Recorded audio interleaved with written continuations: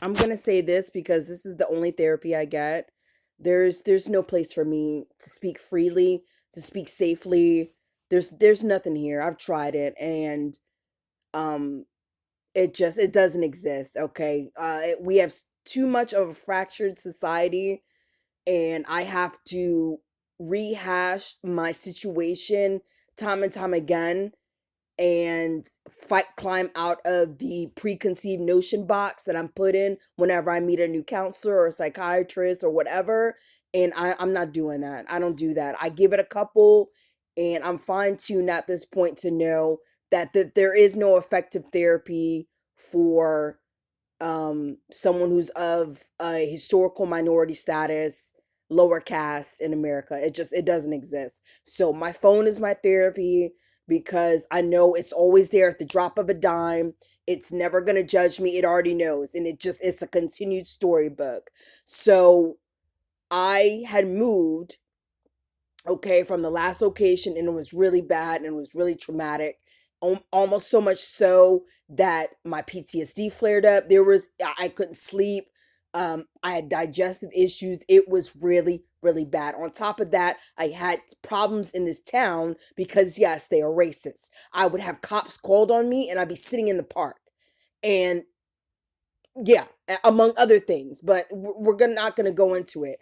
But anyways, I after moving, a UPS guy who had been delivering packages to me, he was always decent. I mean, again, we only had so much interaction through the door, but he was at least, hey, how you doing? Hey, whatever. He seemed to be decent, of cordialness. So when I moved, and after about a month of getting settled in and just not being physically exhausted because I have to move everything, um, I was sitting outside, and because the package had arrived, and he came up and he delivered some. I didn't even know what deliveries come. I had so many, I was trying to get prepared for winter, and then there were, stuff I was just ordering as far as essentials that I needed for the house, whatever, yada yada.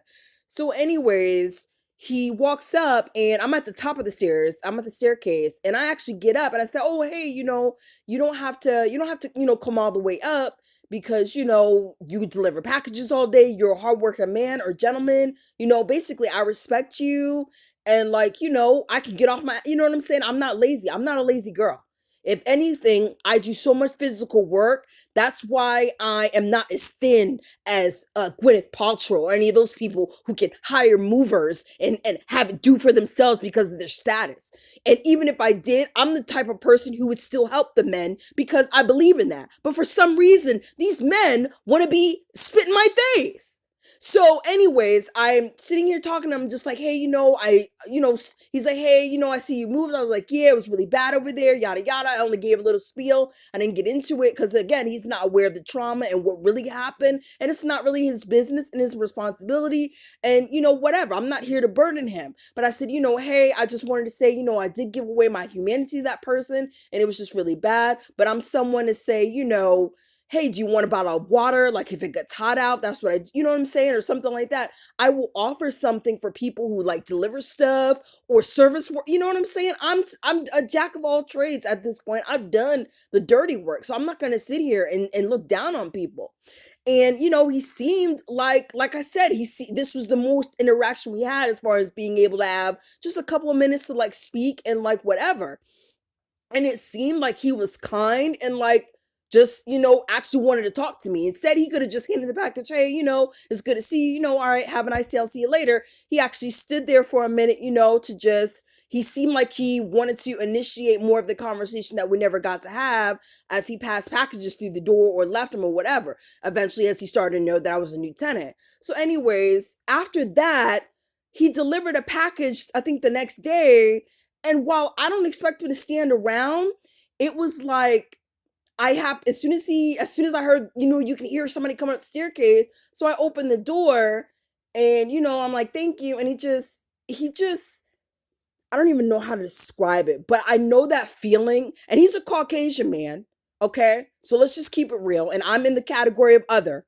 I don't look Okay, I look like whatever I look like, where a white man might sniff around, but basically once he finds out or he's not satisfied, he's gonna revert back to what he usually is, which is, oh, you're not good enough or whatever the fuck is in his brain. But I don't care. But I'm just saying, it just he made it was his. It was like he was a rush to get out of there. And after, again, like I said, explaining and again giving some of my humanity to say, hey, I wasn't the problem over there, and I can decompress now and breathe and be a little bit more friendlier or welcoming and like try to thank you for your work. It seems like as soon as I did that, it's like he was turned off or wanted to be nasty to me all of a sudden. It's like now he doesn't want to be around. It's like I don't know what it is. So for all you dudes who talk about your blue collar and hard worker, I've been a blue collar bitch too. I get it, but I also got a white collar mentality. So don't fuck with me, okay? Because I know how to fucking get things done or introduce new ideas that will get looked over because I'm the fucking person who doesn't look like them, so nobody's gonna listen to me. So that's what I'm saying is like I'm really getting sick of Caucasian men. I'm sick of them. I've gone into CVS and a white man will say, "Oh, I like your dress." Then 2 minutes later, one of the white bitch associates will give me a fucking problem. Then he'll come up screaming at me, "You better not do." I said, "Fuck you, white man," because that's what I'm saying. You're fucking fake and you're full of it, and I hate your ass. Because every fucking time I think you're talking to me like a human, then you turn right back around and talk to me like a fucking nigger. And I ain't stupid.